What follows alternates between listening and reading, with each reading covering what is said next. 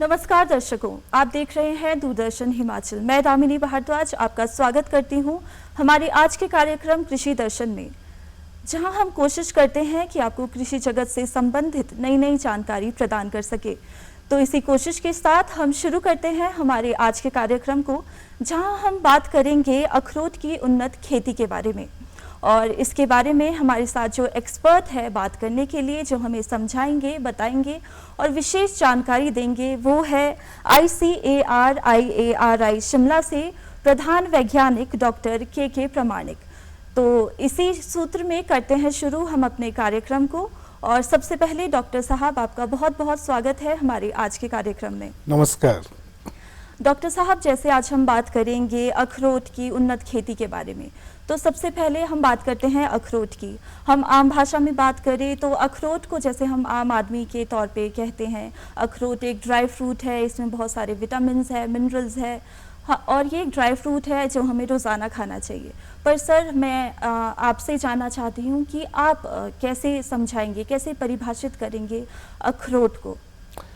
देखिए, आप बहुत अच्छा सवाल पूछा।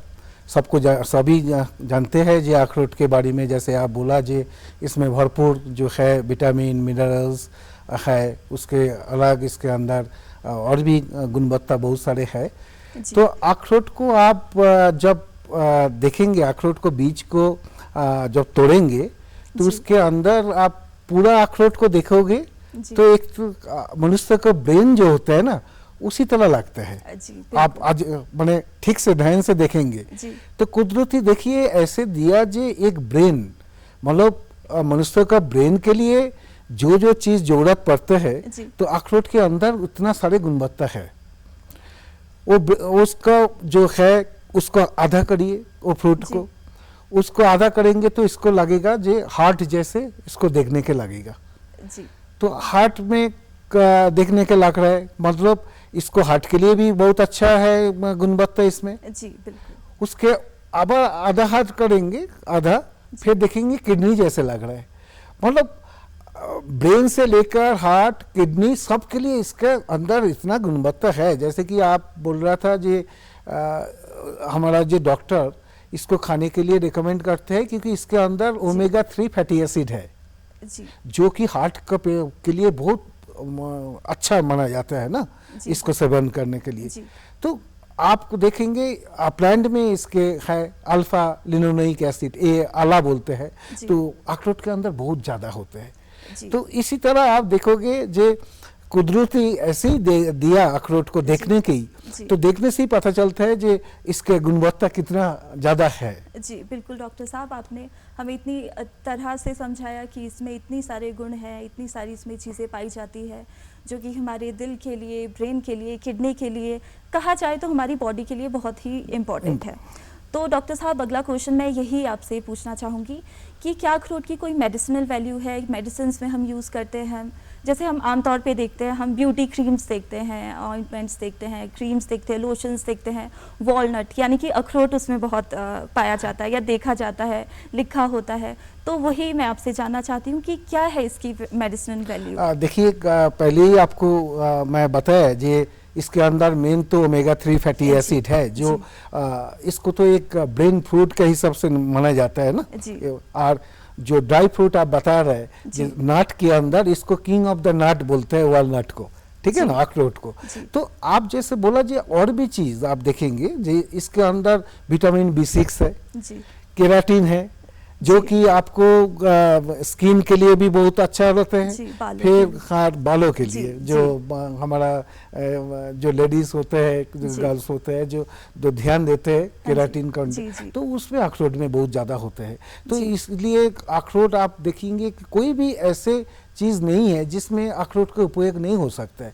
खाली हम अखरोट फ्रूट का बात नहीं कर रहा हूँ, अखरोट पूरा पौधे का बात करेंगे जी। इसको टिम्बर बहुत होता है, इसका लीफ का जो है ना, लेडीज लोग इसको लिपस्टिक के जगह इसको कलरिंग के लिए यूज करते हैं। हम देखते हैं लाल रंग उससे आता है।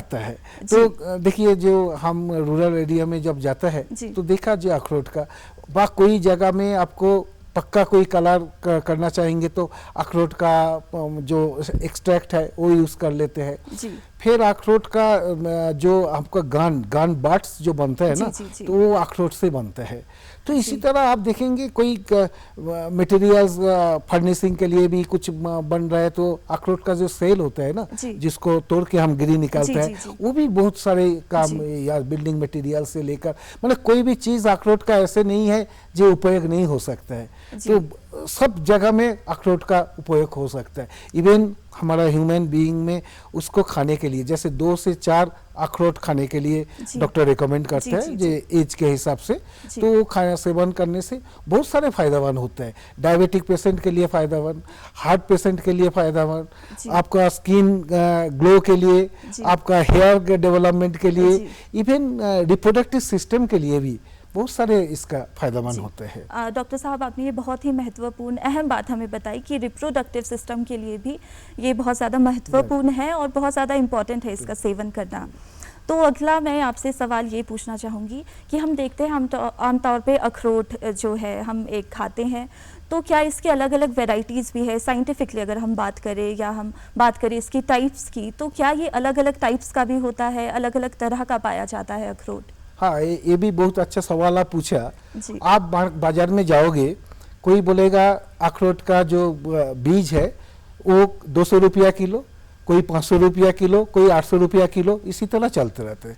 तो आप देखेंगे जे अलग अलग जो टाइप होता है ना, उसके ऊपर आपका मार्केट रेट डिपेंड करता है।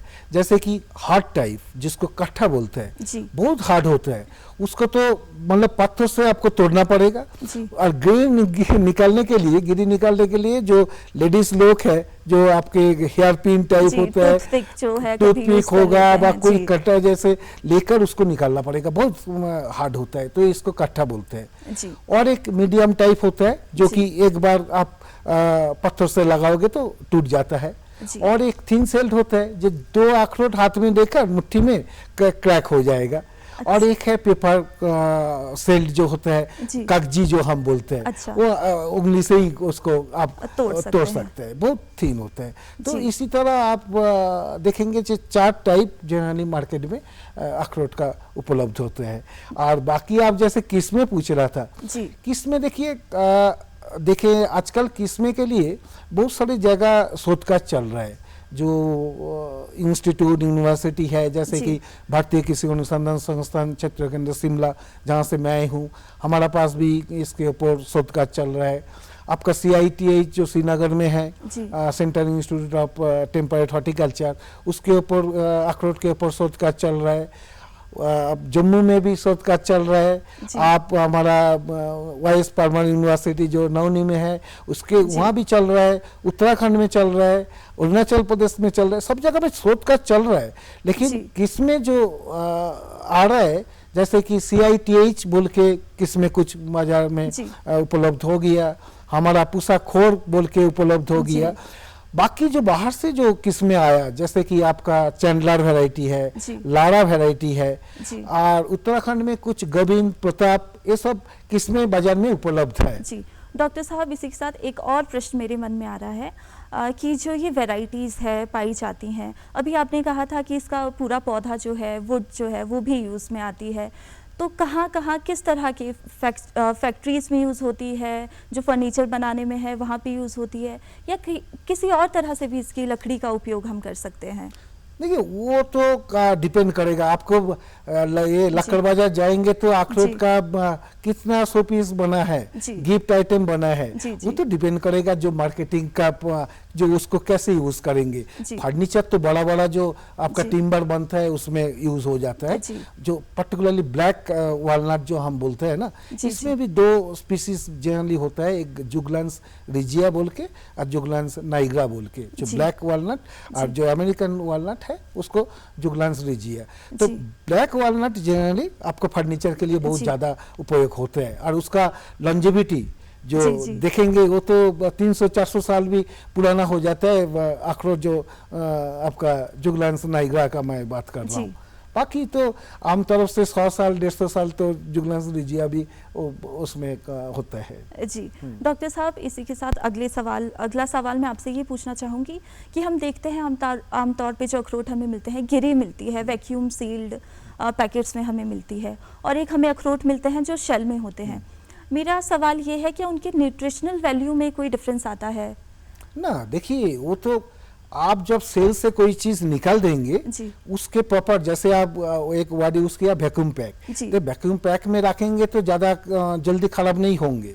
नहीं तो आपको तोड़ के आप घर में रख देंगे ना, फिर मॉइस्चर लग के जल्दी खराब हो जाता है। इसमें बायोकेमिकल चेंजेस आ जाता है, जिसमें एक रेंसिडिटी, जिसमें एक आप देखेंगे इसमें एक स्मेल भी आ जाता है जिसको हम रेंसिडिटी बोलते हैं, तो वो सब चीज़ आ जाता है। तो उसको जो है गिरी के अंदर रहेगा तो ज़्यादा, ये सेल के अंदर रहेगा तो ज़्यादा टाइम आप रख सकते हो, लेकिन गिरी जब हो जाएगा जल्दी जल्दी खाना है। नहीं तो आजकल जो मॉडर्न पैकिंग जो होता है उसके अंदर रखना पड़ेगा। जी, मतलब हमें जो अखरोट लेना चाहिए वो जो अपने शेल में होता है वो हमें ज़्यादा प्रेफर करना चाहिए एज कम्पेयर्ड कि हम वैक्यूम सील्ड जो यूज कर रहे हैं। वैक्यूम सील्ड तो अच्छा है, मैं बाजार में मैं बोल रहा हूँ जो गिरी आप लेते हैं तो गिरी लेकर जल्दी जल्दी उसको कंज्यूम करना पड़ेगा। हाँ, उसको ज्यादा दिन आप रख नहीं पाएंगे ऐसे आम तरफ से। लेकिन वैक्यूम आप जो बोल रहे हैं वैक्यूम पैकिंग होंगे तो वो तो उसका लॉन्जेविटी होता है, आपको लिखा होगा 6 मंथ्स 1 ईयर उसमें लिखा होता है। जी डॉक्टर साहब, अगला सवाल मैं आपसे ये पूछना चाहती हूँ कि किन किन रीजन्स पे हम देखते हैं कि इसकी पैदावार ज़्यादा है, अखरोट ज़्यादा मिल रहे हैं, हिमाचल में मिल रहे हैं, या किन क्षेत्रों में अखरोट की खेती ज़्यादा देखी जाती है? ये भी सवाल आप अच्छा पूछा।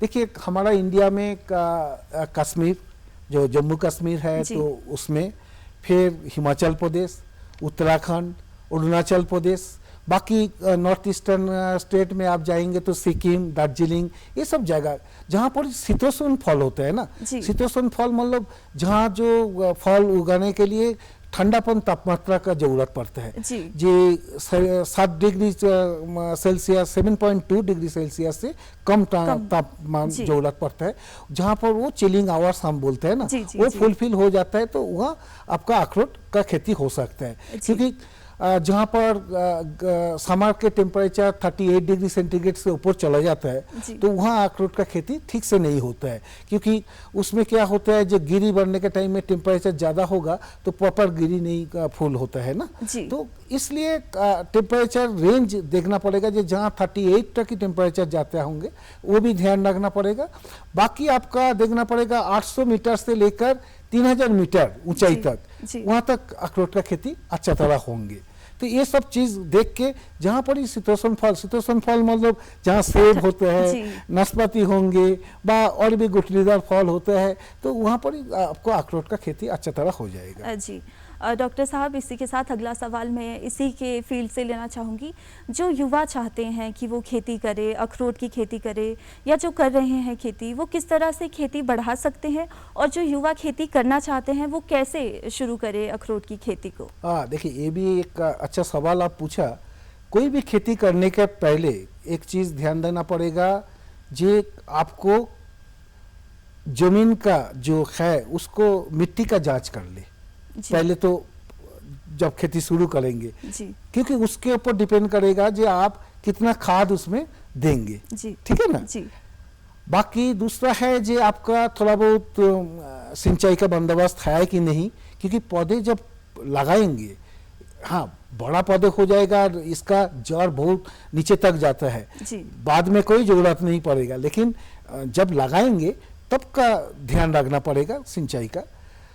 बाकी होता है कौन से एस्पेक्ट में आप लगा रहे हैं, एक होता है सनी एस्पेक्ट, बने सूरज का किरण जहाँ डायरेक्ट आ रहा है, और एक होता है शेडी एस्पेक्ट, तो वो भी एक डिपेंड कर लेते हैं। बाकी इसका जो गड्ढा बनाने के टाइम में इसका दूरिया कितना दूर में बनेगा वो भी ध्यान रखना पड़ेगा। फिर आपको पौधे कहाँ से मिलेगा उसको देखना पड़ेगा, क्योंकि आजकल हम बोल रहे हैं क्वालिटी प्लांटिंग मटेरियल। अच्छा तरह आप जो प्लांटिंग मटेरियल लगाएंगे वो अच्छा होगा तो आपका पैदावार अच्छा ही बन जाता है। तो वो भी एक बार ध्यान देना पड़ेगा, क्योंकि अखरोट का पौधे जनरली लगाने के बाद जो 20 से पौधे होते हैं ना, जी वो 15-20 कभी कभी 30 साल लग जाते हैं। जी लेकिन जो हम लोग शोध कार्य के जो बार्डिंग ग्राफ्टिंग के थ्रू पौधे बना के जी। जो हम देते हैं, जी। वो उसका है 6-7 साल में पौधे उगा फल दे देते हैं। जी हमारे पास एक किस्में है जी। पूसाखोर, मैं बोलना चाहूंगा हाँ आपको, जी, हाँ जी। वो 3 साल के बाद फल देना शुरू कर देते हैं। तो उसका इतना डिमांड हमारे पास आ रहा है ना, जी। तो हम फुलफिल नहीं कर पा रहे हैं। आप सवाल पूछिए। डॉक्टर साहब, फिर अगले सवाल पे मैं जाना चाहूँगी। आपने हमें इतनी सारी जानकारी दी कि इतना लाभकारी फल है, ड्राई फ्रूट है अखरोट। तो इसी के साथ मैं आपसे एक और प्रश्न करना चाहूँगी। आपने अभी बताया कि इतनी इसकी किस्में हैं, कितने टाइप्स के हैं। तो मेरा प्रश्न आपसे ये है, क्या ये नेचुरली भी मिलता है या हाइब्रिड बनाना पड़ता है जो ये पौधे हैं? जैसे हम देख रहे हैं आजकल हाइब्रिड ज़्यादा आ रहे हैं, ज़्यादा फलदार हमें मिलते हैं जो वृक्ष है। तो हाइब्रिड से ही हमें मिलते हैं या नेचुरली भी हमें मिल सकते हैं? आप जो सवाल पूछा, देखिए, हाँ, बाकी सब में आप ठीक बोला, जैसे सब्जी हाइब्रिड सब्जी हो गया, आपका कोई भी गेहूँ आप बोलेंगे जो इसी तरह आ रहा है। तो लेकिन आपका अखरोट का जो है, अभी तक हमको इसका सिलेक्शन ही चल रहा है, ज़्यादा हाइब्रिड बाजार में नहीं आ रहा है जी लेकिन क्रॉसिंग तो चल रहा है। हाइब्रिड के लिए क्रॉसिंग का जरूरत पड़ता है, उसके ऊपर शोध कार्य चल रहा है। लेकिन आम तरफ से जो बाजार में हो रहा है, ये जो बीज से जो अखरोट है ना, जो नेचर में, तो उससे जो पौधे है उससे आ रहा है। तो इसलिए बाजार में आप देखोगे तो मैं पहले ही बोला, जो 4 टाइप आपको अखरोट मिलेगा। एक बहुत सख्त आर्म, एक मीडियम टाइप, एक थिन सेल्ड और एक पेपर सेल टाइप अखरोट मिलेगा। तो अभी जो अच्छा जो वैरायटी जो बाजार में आ रहा है, वो प्रॉपर सिलेक्शन में आ रहा है, और उसको हम वेजिटेटिव प्रोपागेशन में, हम जो बोलते हैं ना कलम के द्वारा, उसको जब हम मल्टीप्लाई कराते हैं, तो वो जैसे ही आपको फल देखेंगे तो उतना ही फल उसी तरह देंगे, उसमें कोई चेंजेस नहीं होंगे। लेकिन एक बीज आप सोचेंगे जे ये आपका कागजी टाइप अखरोट है, वो बीज लगा दूंगा तो आपको सारे पौधे कागजी हो जाएगा, ऐसे नहीं है जी। उसमें भी वेरिएशन आ जाएगा, क्योंकि एक बीज वो होता है ना, तो अलग अलग बीज से अलग अलग हो जाएगा पौधा हो जाएगा। जी डॉक्टर साहब, इसी के साथ जिन कृषि ने अखरोट की खेती कर रखी है या कर रहे हैं, जिनके पास अखरोट के पेड़ है, वो उसमें क्या इम्पोर्टेंट है काट छांट करना, जिन्हें हम प्रूनिंग बोलते हैं, कितनी इम्पोर्टेंट रहती है उसमें खेती करने के बाद? देखिए, अखरोट का जो अखरोट का खेती कर रहा है उसको पता होगा, जो अखरोट के ऊपर में जब ग्रोथ होता है ना, उसमें हॉलो होता है, मतलब पूरा भराट नहीं होते हैं। स्टेम जब काटेंगे ना उसमें, तो क्या होता है, जो उसमें पानी घुस जाता है, जो काट छाट करेंगे तो वो ध्यान रखना पड़ेगा, जो उसके काटने के बाद उसको कोई चिकनी मिट्टी, कोई गोबर का खाद मिला के ऊपर से उसको बंद कर दे, उसके अंदर पानी ना जाए। और बाकी इसका काट छाट बहुत हेवी काट छाट का जरूरत नहीं है, हल्का लाइट प्रूनिंग का इसका जरूरत पड़ता है, क्योंकि उसके ऊपर ही आपका ये कौन से ट्रेनिंग आप करना चाहेंगे। जैसे कि अलग अलग ट्रेनिंग होता है ना, जी इसको पौधे को मजबूत करने के लिए, जो ओपन सेंटर करेंगे, मॉडिफाइड सेंटर लीडर में जाएंगे, सेंटर लीडर में जाएंगे, तो सब के ऊपर पहले होना चाहिए जो हम कितना दूरिया में पौधे रखेंगे, उसके ऊपर ट्रेनिंग होंगे। बाकी प्रूनिंग के लिए जैसे बोल रहा हूँ, हर साल प्रूनिंग होगा, लाइट प्रूनिंग, और प्रूनिंग के बाद वो जो हॉलोनेस है जहाँ पर होंगे, तो उसमें आपका चिकनी मिट्टी और गोबर का खाद लेकर बा कोई इंसेक्टिसाइड पेस्टिसाइड मिला के उसमें उसके भराट कर देना चाहिए, नहीं तो पानी जाके वो ऊपर से फिर सूखना शुरू कर देते हैं। तो इसलिए लोग ज़्यादा आपको अखरोट में प्रूनिंग नहीं करते हैं, तो क्योंकि प्रूनिंग कर देंगे तो वो वाला ऊपर से सूखना शुरू कर देता है, क्योंकि पानी घुस जाता है, पानी से फिर और भी फंगस बैक्टीरिया कुछ भी उसके साथ साथ आ जाता है, कुछ इंसेक्ट भी आ जाता है, तो ये एक डर रहता है। जी डॉक्टर साहब, अब अगला सवाल मेरा आपसे ये रहेगा कि जो पौधे हैं, क्या हम इन्हें विकसित कर सकते हैं, या किस तरीके से, अगर हम कर सकते हैं तो किस तरह से हम इन्हें विकसित कर सकते हैं? हाँ, मैं पहले बताया आपको, जो इसको जब पौधे को मल्टीप्लाई करेंगे, सीड से मल्टीप्लाई कर लेंगे तो अलग अलग जो पौधे बनेगा अलग अलग हो जाएगा, जी। उसमें आप बोल नहीं पाएगा जो कैसे फ्रूट आएगा। जी। लेकिन आप जब कमर्शियल स्केल में पौधे लगाएंगे, आपको तो चाहेगा जी एक जैसे ही फ्रूट हो जी। अखरोट का। जी। जैसे आप चाहेंगे कागजी लगाए तो कागजी होंगे, जी। आप चाहेंगे हम थिन सेल लगाए तो थिन सेल का क्या इम्पोर्टेंट है ना, वो बाजार में मार्केट में एक्सपोर्ट के लिए थिन सेल पसंद करते हैं, जी। क्योंकि कागजी टूट जाता है। कागजी इतना होता है पतला ऊपर में सेल, हाँ जी। जो वो आराम से जब बॉडी में रखेंगे या कोई बॉक्स में करेंगे वो टूट जाता है। तो टूटने के बाद क्या है, उसके अंदर मॉइस्चर चला जाएगा, मॉइस्चर जाएगा तो आपका खराब हो जाएगा, उसमें इंसेक्ट भी लग जाएगा, कोई बीमारी लग जाता है।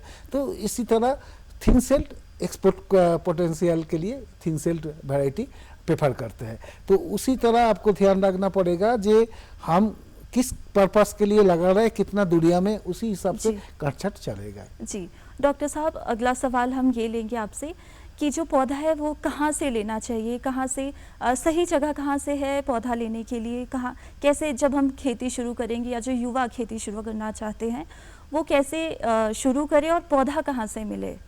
देखिए, शुरू करने के लिए पहले तो मैं बता दिया था जो प्रॉपर गड्ढा बनाना है, दूरिया बनाना है, मिट्टी का जांच करना है, फिर थंब रूल में उसको 100 gram nitrogen, 100 gram phosphorus, 100 gram potassium जो गड्ढा बनाएंगे। अखरोट के लिए इतना साल ज़्यादा पौधे जिंदा रहता है, तो गड्ढे का साइज थोड़ा 3 मीटर से हम 3 फुट से ज़्यादा बोलते हैं। मतलब जनरली पौधे के लिए 1 मीटर का हम बोलते हैं ना, गड्ढे बनाने के लिए 1 metre by 1 metre by 1 metre. इसके लिए थोड़ा 100 मीटर का हम रिकमेंड करते हैं, क्योंकि ये पौधे इतना बड़ा हो जाता है। लेकिन हमारा पास जो पूसाखोर पौधे बोला वो थोड़ा सेमी विगरस है, इतना विगरस पौधे नहीं है, तो उसका दूरी जैसे आपको 10 मीटर बाकी लोग लगाता है, तो हमारा 5 मीटर का डिस्टेंस में हम लगाने के लिए रिकमेंड कर रहे हैं। तो उसको प्रोत्साहित काज भी चल रहा है और 3 साल में फल भी दे रहे, तो इतना डिमांड आ रहा है, तो इसको हम कमर्शियलाइजेशन के लिए जा रहे हैं। जो नर्सरी लोग करके आय बढ़ाना चाहेंगे, तो हमारा IRI के साथ वो लोग लाइसेंस होल्डर बन जाते हैं, फिर हम उसको मदर प्लांट दे देते हैं, तो मदर प्लांट से वो फिर मल्टीप्लाई करते हैं। आप जो सवाल पूछा जी इसको मल्टीप्लाई कैसे करेंगे तो एक तो है, एक कोई भी फलदार पौधे के लिए ना 2 हिस्सा होता है, एक निचले वाला हिस्सा, उसके ऊपर एक किस्में आता है, जो किस्में आप चाह रहे हैं। तो निचले वाला हिस्सा के हम रूट स्टॉक बोलते हैं, मूल बिंद। तो इसके लिए हम अखरोट के लिए जो कट्ठा जो बोलते हैं हार्ड, वो वाला जो है ना, वो उसको हम यूज करते हैं एज ए रूट स्टॉक। तो वो नीचे वाला रूट स्टॉक बन जाएगा, जब उससे पौधे बनेगा, तो उसको फिर हम ग्राफ्टिंग मेथड, जो सर्दी का टाइम में ग्राफ्टिंग करके, कलम के ग्राफ्टिंग, और उसके बाद फिर बाडिंग करके, बाडिंग में भी अलग अलग मेथड होता है ना, चिप बाडिंग, पैच बाडिंग, रिंग बाडिंग, तो ये सब मेथड फॉलो करके आप जो बोला तब उसको। डॉक्टर साहब, आपने हमें बहुत ही अहम जानकारी दी, कैसे हमें पौधे को लगाना चाहिए, क्या क्या हमें इससे फ़ायदे होते हैं, कितनी तरह के इसमें गुण हैं, कितना गुणवान है हमारे लिए, कैसे हमें इस्तेमाल करना चाहिए, कैसे पौधारोपण करना चाहिए, कैसे हमें पौधा लगाना चाहिए, कहाँ से लेना चाहिए। और आपने हमें इतनी सारी अच्छी बातें बताई और इतनी हमें अहम जानकारी प्रदान की, तो मैं आशा करती हूँ कि हमारे दर्शकों को बहुत अच्छा लगा होगा हमारा आज का कार्यक्रम, और उन्हें भी बहुत अहम जानकारी मिली होगी हमारे आज के कार्यक्रम से। और मैं इसी के साथ धन्यवाद करना चाहती हूँ सबसे पहले डॉक्टर साहब आपका, हमें इतनी अहम जानकारी प्रदान करने के लिए, और साथ ही हमारे दर्शकों का जो हमारे साथ इस कार्यक्रम में बने रहे। अब हम आपसे लेंगे इजाज़त, फिर मिलेंगे अगली बार, तब तक के लिए दीजिए इजाज़त। नमस्कार। नमस्कार।